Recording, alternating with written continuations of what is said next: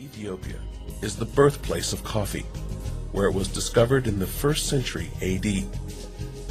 In Yirgacheffe, Ethiopian coffee is grown in a subtropical forest on small 1 to 3 acre garden farms in the Rift Valley, between 5,800 and 6,500 feet of elevation.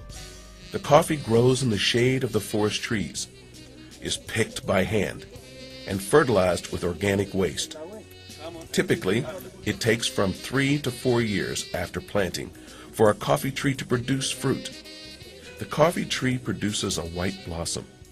When fruiting begins around September, only the red cherries are picked. A tree is usually picked every 10 to 14 days throughout the 4-month season. The coffee farmer transports his crop by foot or hoof to the closest processing plant within a half-day's walk. He can also sell it to a local broker who will collect cherries all day, then transport them to the plant in the evening.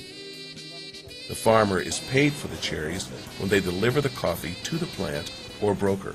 Throughout the day, the red cherries are brought to the plant and placed in a large cement hopper directly above the mechanical pulping equipment.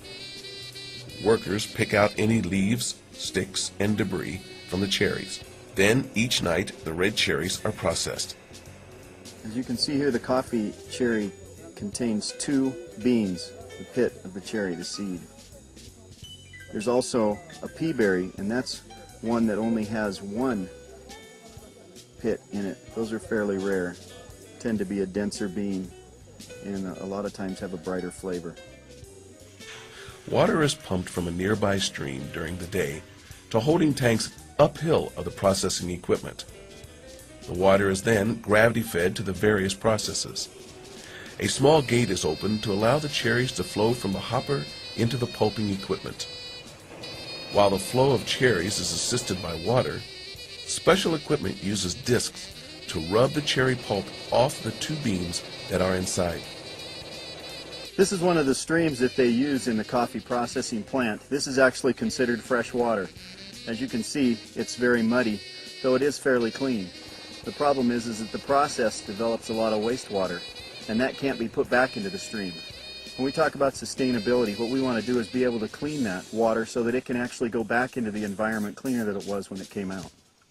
The coffee beans are collected in large cement vats and soaked for 24 to 36 hours.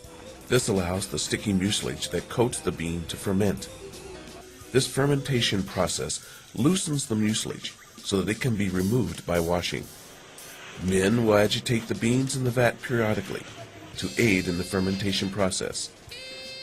After this, the vat is drained, and the high sugar content water is sent to a pit to absorb into the soil and evaporate, so that it does not pollute the stream. Fresh water is used to wash the coffee in cement flues. After the coffee has been washed through agitation by rakes, it flows to collection tanks. The slope of the flue is designed to allow the lighter beans to float on top and the denser beans to stay on the bottom. The lighter beans are diverted into a separate tank to be dried separately and sold for local consumption. Here they're taking the coffee that has been washed. They carry it in these baskets to the drying tables. This has been washed of the sticky mucilage that was on the outside from the pulping process. Here they're bringing in the coffee that's just been washed, and they're going to put it on the screen to drip dry overnight. This is the first part of the drying process. The sticky mucilage has been removed from the bean through the washing process, and they'll start picking through this coffee to pull out any of the malformed coffee or damaged beans. This process of covering and uncovering takes place constantly throughout the drying process to ensure quality and consistency. Women sort through the coffee for malformed and damaged beans and also agitate the coffee to assist in even drying, singing while they work. Coffee is separated into 3 grades at the plant.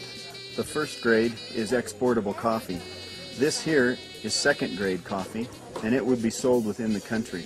And the 3rd grade would be for local consumption only. After the coffee is dried, it is bagged and carried to the plant warehouse, where it is unbagged to allow the coffee to breathe and age for a couple of weeks.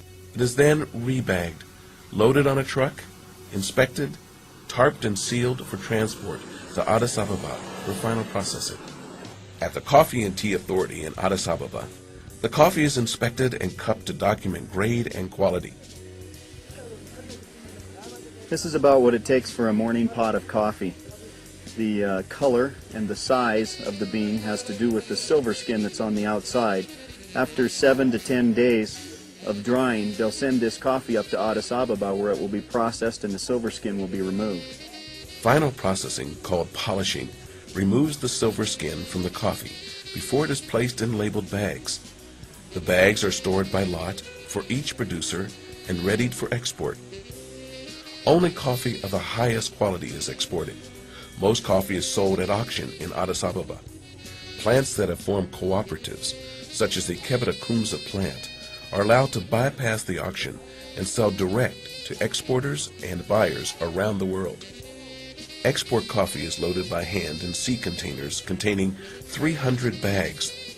Each container is then shipped by truck to the port at Djibouti, where they are loaded onto a ship.